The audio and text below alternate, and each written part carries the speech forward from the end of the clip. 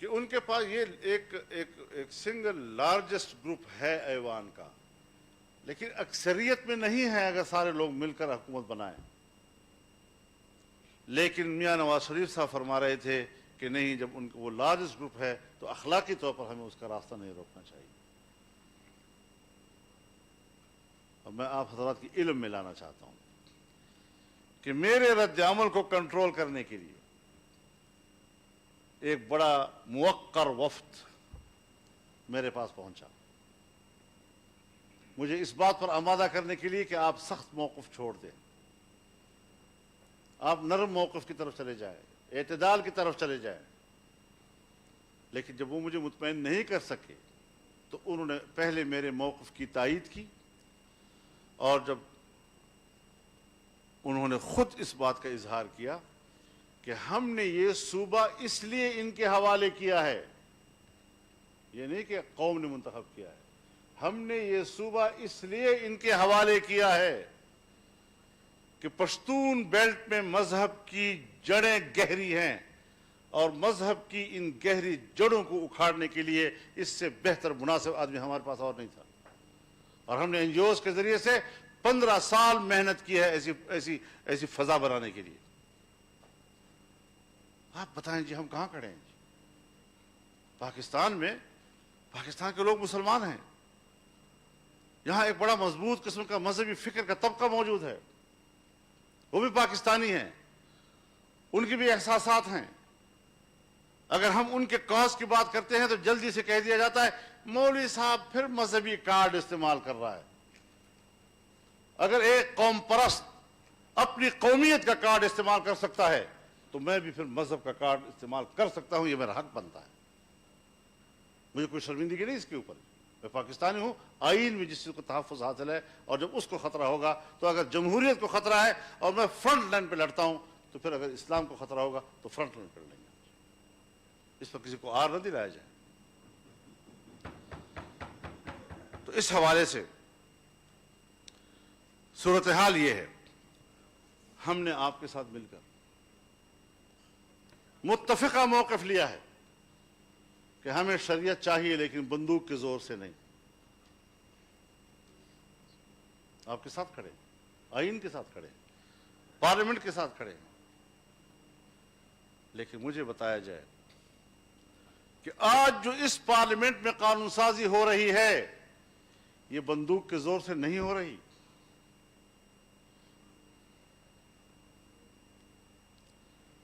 ریاستی بندوق اگر وہ اپنے زور سے مجھ سے قانون سازی کراتا ہے وہ سر و چشم بے قبول،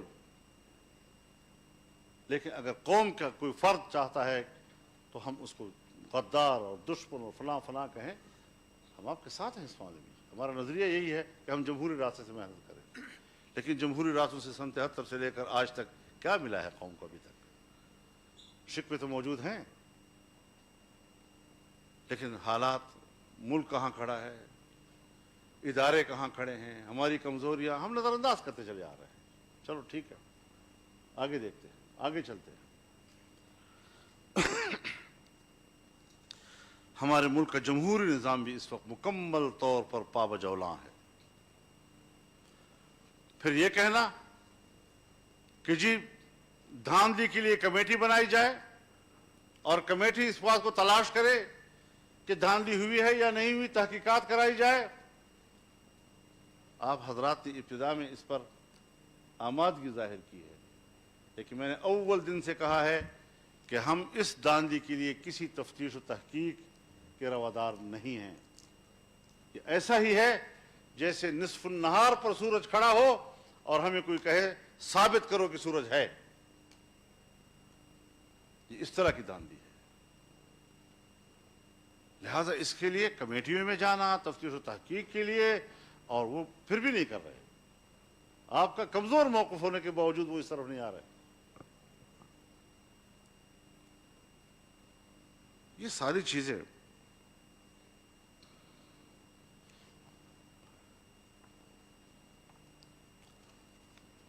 جو آپ نے اپنے وسیع الظرفی کا مظاہرہ کر کے کہا کہ لارجسٹ گروپ ہے اور حکومت بنائے، آج پنجاب میں مسلم لیگ نون لارجسٹ گروپ ہے، کیا یہ فراخ دلی وہاں سے آپ کے پاس آئی؟ کیا انہوں نے آپ کو وہاں حکومت بنانے کا موقع دیا؟ جس طرح پیپلز پارٹی نے سندھ میں کہ ہم تو وہاں حکومت بنا رہے ہیں تو ہمیں حلف سے مت روکیں، تو مسلم لیگ نے بھی یہی کہا تھا کہ ہمیں حلف سے مت روکیں، ہم پنجاب میں حکومت بنا رہے ہیں. تو کیا جواب ملا آپ کو وہاں پر؟ یہ باتیں میں صرف اس لیے عرض کر رہا ہوں، شاید جذبات کو ٹھیس بھی پہنچے ان چیزوں سے کہ فضل الرحمان کیا پرانی باتیں دوبارہ کر رہا ہے، لیکن صرف یاد دلانے کے لیے کہ ہم بہت کچھ کھو چکے ہیں. آج اگر ہم نے فیصلے کرنے ہیں تو پھر بھرپور فیصلے کرنے ہیں. اگر ہم نے کوئی ڈھیلے ڈھالے فیصلے کیے، روایتی قسم کے فیصلے کیے، ابھی مارچ آ رہا ہے، اگر مارچ میں سینٹ کا الیکشن ہو جاتا ہے تو پارلیمنٹ کا ایک حصہ ان جعلی لوگوں کے ہاتھ میں آ جائے گا.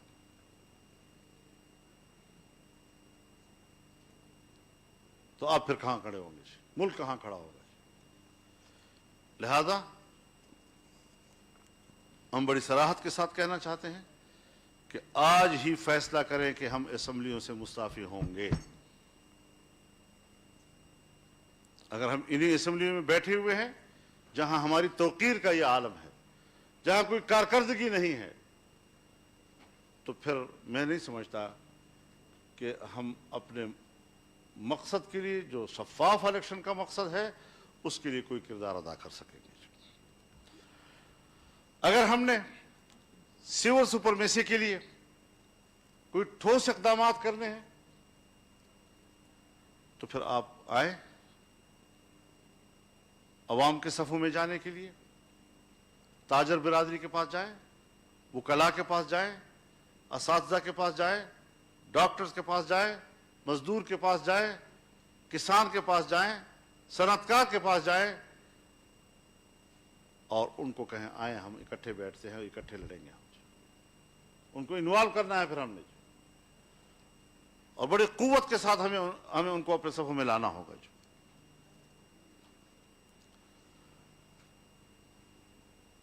نیب کے بارے میں کافی باتیں ہو چکی ہیں. میں میاں نواز شریف صاحب کے خیالات سے بالکل متفق ہوں، لیکن میں ایک بات یاد دلانا چاہتا ہوں کہ جب 18ویں ترمیم کے لیے کمیٹی بنی تھی اور آئینی اصلاحات کی کمیٹی کہلائی تھی، تو اس میں ہم نے یہ عرض کیا تھا کہ یہ جنرل مشرف کی ایک ڈکٹیٹر کی بنایا ہوا ادارہ ہے، اس نے ہمیشہ سیاستدانوں کے خلاف اور جمہوریت کے خلاف استعمال ہونا ہے، اس کو اومٹ کر دیں. جہاں بہت سی چیزیں آپ حذف کر رہے ہیں، جہاں پوری 7ویں ترمیم ہم نے حذف کر دی، حذف کرنے کے بعد پھر دوبارہ اس کو بحال کرنا، ہم نے اپنی درخواست کی تھی آپ حضرات سے، لیکن خدا جانے کیوں اس کو برقرار رکھا گیا، کس مصلحت کے تحت برقرار رکھا گیا، ہمیں آج بھی پتہ نہیں چلا. اور آج ہم بھگت رہے ہیں اس چیز کو کہ کس طریقے سے ہمارے اس ملک میں اس کا کردار ہے سیاستدانوں کے خلاف. یک طرفہ زیادہ تفصیل سے بات کرنے کی ضرورت نہیں ہے، اس لیے کہ اس پر بات ہو چکی ہے.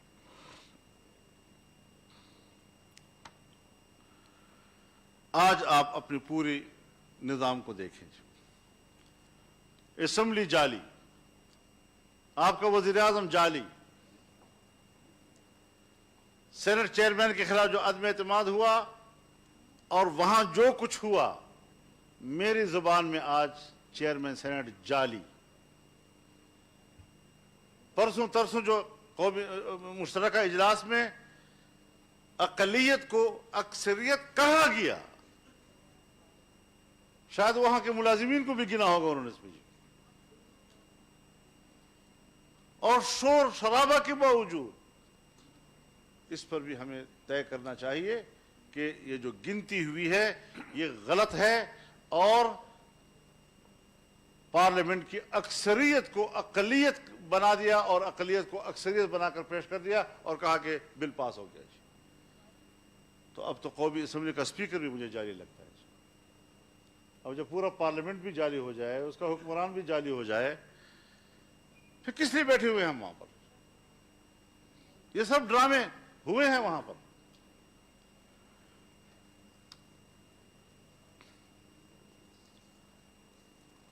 اور آج جو FATF کے ذریعے سے قانون سازی ہو رہی ہے، یہ یہاں اب رکے گی نہیں. آپ کی ایٹمی صلاحیت کے خلاف بھی قرارداد آئے گی اور دباؤ آئے گا ادھر آپ کے اوپر. اب آپ پھنس چکے ہیں، اب اس سے نکلنے کے لیے مضبوط فیصلے کرنے ہوں گے. ڈی نیوکلرائزیشن جو ہے اس کے آپ انتظار کریں گے. اب تو اس نازک صورتحال سے کہ ہم اپنی عیاشیوں کے لیے پاکستان کو زندہ رکھنا چاہیں جتنے بھی ہم غلام بن جائیں، لیکن ہماری عیاشیاں زندہ رہیں، تو یہ تو کوئی زندگی نہیں ہے. پاکستان اول ہے ہمارے لیے، اس کی بقا اول ہے ہمارے لیے، باعزت بقا اس کے اول ہے ہمارے لیے. اور وہاں پر جو آئین ہے، آئین کے مطابق ہمارا نظام چلنا چاہیے. کبھی تجاویز آ جاتی ہیں صدارتی نظام. ہم نے آئینی اصلاحات کمیٹی میں اس بات پر اتفاق کیا تھا کہ آئین کے بنیادی ڈھانچے کا تعین کیا جائے، اور ہم نے 4 پلرز اس کے بتائے تھے اور اس پر اتفاق ہوا تھا: اسلام، جمہوریت، وفاقی طرز حکومت، پارلیمانی نظام. اگر ایک ستون بھی گرتا ہے، آئین گر جاتا ہے، اور آپ کو ایک آئین ساز اسمبلی دے کر نیا آئین دینا ہوگا. آپ مجھے بتائیں کہ پاکستان اس کا متحمل ہے کہ ہم عصر نو نئے آئین پہ بات کریں؟ 70 سالوں میں جو چیزیں طے شدہ ہیں وہ دوبارہ ری اوپن ہو جائیں؟ کیا ہم متحمل ہے اس کے؟ تو ان حوالوں سے بھی ہمیں اپنے مضبوط موقف کی طرف جانا ہوگا. اور حالت تو ہماری یہ ہے کہ ہم ملینز اجتماعات کرتے ہیں، لیکن میڈیا کو اتنا کمزور کر دیا گیا ہے، اتنا مقید کر دیا گیا ہے کہ وہ ہمارے لاکھوں کے اجتماعات اور ہمارے تقریریں جو ہیں وہ اپنے چینلوں پہ دکھانے کے قابل نہیں رہے. ان کو روکا جاتا ہے باقاعدہ، اور وہ رک جاتے ہیں. ہمیں میڈیا سے شکوہ اپنی جگہ پر، لیکن ہمیں میڈیا کی مظلومیت کو بھی سامنے رکھنا چاہیے، اور ان کی آزادی کے لیے بھی ہمیں ایک مضبوط موقف لینا چاہیے.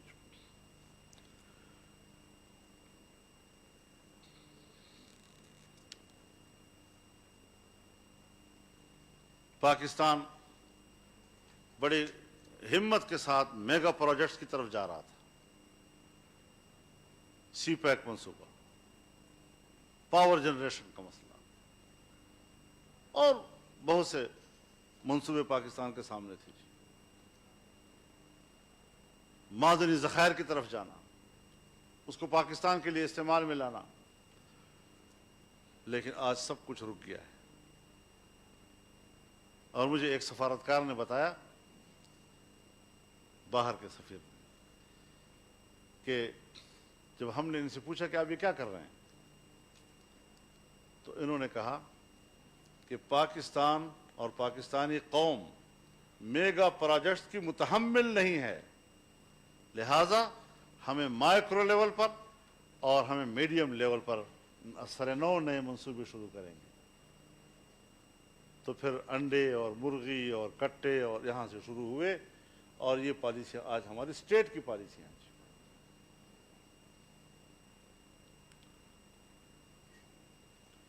یہ ایسا موضوع ہے جی کہ اس پر آپ مجھ سے زیادہ بہتر جانتے ہیں. ہمیں یہ چیزیں دیکھنی ہوں گی کہ اگر آج کی ایک غیر آئینی حکومت دنیا کے کسی بھی ملک کے ساتھ یا بین الاقوامی کسی ادارے کے ساتھ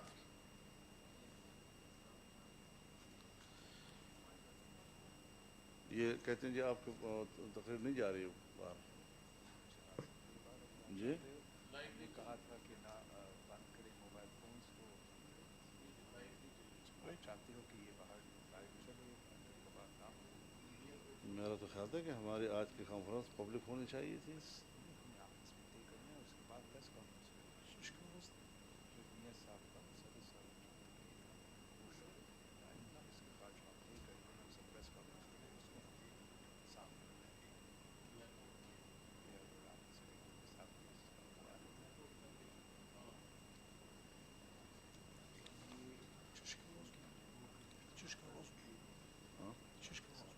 تاسو خبره لایو نه بار نه ځي مخکې لاړل تاسو ورنه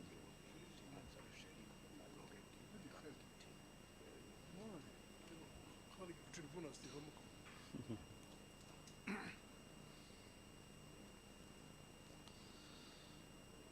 تو اب ایسی صورتحال میں میرے خیال میں حکومت تو ہماری آواز کو پبلک میں لے جانے سے روکتی ہے، لیکن آج اے پی سی نے بھی ہماری تقریر کو باہر جانے سے روک دیا ہے۔ تو ہم پیپلز پارٹی سے اور ان کے منتظمین سے اس پر اپنا احتجاج نوٹ کراتے ہیں۔ یہ نامناسب بات ہے جی۔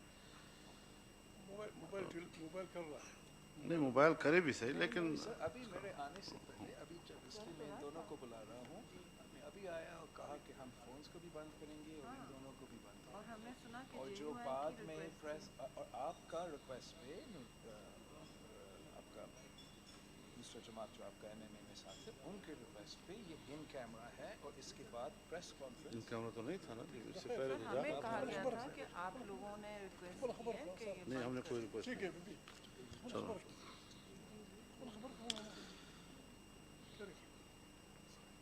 اب بنیادی بات یہ ہے کہ ہم زبانی گفتگو پر اکتفا نہیں کر سکتے کہ آپ ہمیں کہیں کہ جی ہم اب لڑیں گے اور پیچھے نہیں ہٹیں گے، اور یہ آپ پیچھے بہت ہٹ چکے ہیں اور 2 سالوں میں ان کی بقا کا سبب آپ بنے ہیں۔ اب باقاعدہ لکھ کر طے کرنا ہوگا تاکہ پبلک کے سامنے ہم یہ ساری چیزیں لے جا سکیں کہ یہ کمٹمنٹ ہے، اور کوئی اس سے پیچھے ہٹتا ہے تو اس کو پھر قومی مجرم تصور کیا جائے۔ مذاق تو نہیں ہے آخر کہ ہم اتنی بڑی بڑی باتیں کر رہے ہیں اور اس کے بعد پھر ہم کمپرومائز کی طرف چلے جاتے ہیں۔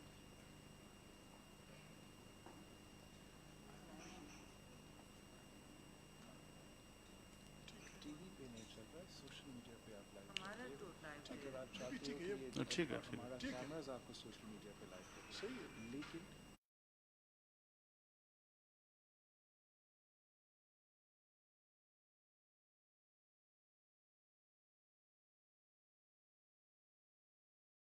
کہ ہمیں بہرحال عملی اقدامات کی طرف جانا ہوگا۔ کمپرومائز کا راستہ بند ہے۔ آپ ہماری تحریک کو ایک سیاسی مہمیز تو لگا دیتے ہیں، لیکن جب ہم آگے بڑھتے ہیں تو پھر اس کے بعد ہمارے مصلحتیں سامنے آ جاتی ہیں، اور یہ رویے جو ہیں اگر اپوزیشن کی جماعتوں کی طرف سے بھی برقرار رہتی ہیں تو میں نہیں سمجھتا کہ ہم ایک دوسرے پر اعتماد کر کے کوئی تحریک چلا سکیں گے۔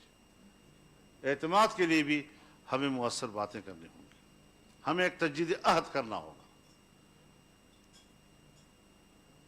ہمیں حلف اٹھا کر یہاں سے نکلنا ہوگا، ہمیں ایک تحریری میثاق یہاں لکھنی ہوگی۔ اگر ہم چاہتے ہیں ہمارا ایک باقاعدہ تنظیمی ڈھانچہ ہونا چاہیے، ہمارے اس اپوزیشن کا باقاعدہ ایک نام ہونا چاہیے، ہمیں ہر طرح کے سرکاری تقریبات کا بائیکاٹ کر لینا چاہیے، چاہے کتنے بھی بڑے ملک کا سپر پاور کا مہمان یہاں آئے۔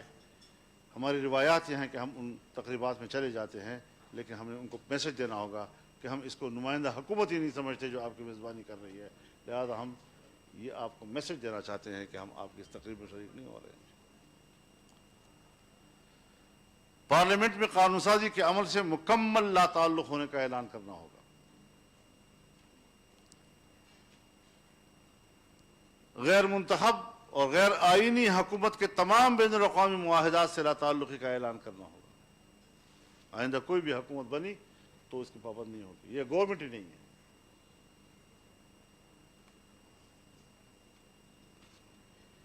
قانون بنائے جاتے ہیں، منی لانڈرنگ کے حوالے سے بنائے جاتے ہیں۔ کیا آپ کو پتہ نہیں ہے سب حضرات کو کہ کالا دھن ہو یا غیر قانونی ترسیلات زر، خفیہ اداروں کا اصل بجٹ ہی وہی ہوا تھا۔ تو پھر جب ہم کہتے ہیں کہ پیسہ دہشت گردوں کے پاس جاتا ہے تو میرے خیال میں اس پیسے کا بھی راستہ بند ہونا چاہیے جو ریاستی دہشت گردی کے خلاف جاتا ہے۔ کیا حق میں چلا جاتا ہے.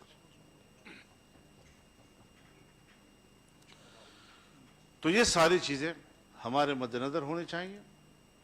اگر آپ ایک مضبوط فیصلہ کرنے، اسمبلی سے استعفے دینے، سندھ کی صوبائی اسمبلی کو تحلیل کرنے اور ایک بھرپور سیاسی تحریک جس میں کہ پارلیمنٹ کے اندر کے قانون سازی کے عمل سے لا تعلق ہونے کا فیصلہ کر لیتے ہیں تو میرے خیال میں، ورنہ ہم تو آپ کے پیچھے کھنچتے کھنچتے ابھی تک آئے ہیں، آپ کے پیچھے کھنچتے کھنچتے آئے ہیں کہ ہم کچھ فیصلہ کریں تو شاید وہ اتنا مؤثر نہیں ہوگا پھر.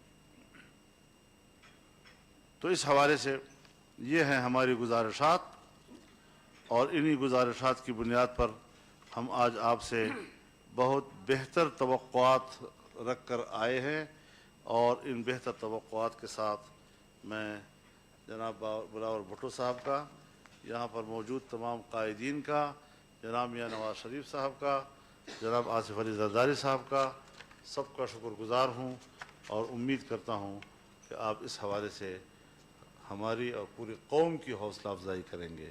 وآخر دعوانا الحمدللہ. مولانا فضل الرحمان صاحب، آپ کا بہت ہی شکریہ. ہمیشہ کی طرح آپ نے پورا جو ہمارے آپشنس ہیں ہمارے سامنے رکھے ہیں. I just want to clarify for everybody in the room کہ ہمارا یہ جو دونوں جو کیمراز ہیں یہ چل رہے ہیں، لائیو اسٹریم کر رہے ہیں.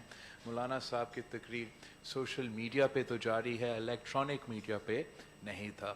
Before we continue this conversation, however, I would like to suggest تاکہ ہم ایک فری ماحول میں بات کر سکیں، آپس میں ہم نے مشکل فیصلے لینے ہیں تو وہ مشکل فیصلے لینے کے لیے ہمیں کچھ لوگوں کو منانا پڑے گا، کچھ لوگوں کو سمجھانا پڑے گا. اس کی